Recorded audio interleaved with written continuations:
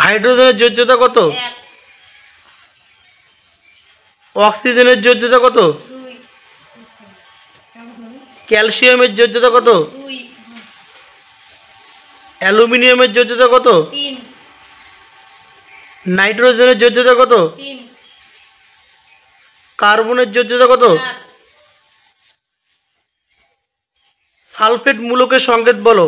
SO4 2 ammonium মূলকের সংকেত বলো। NH4+। Carbonate মূলকের সংকেত বলো।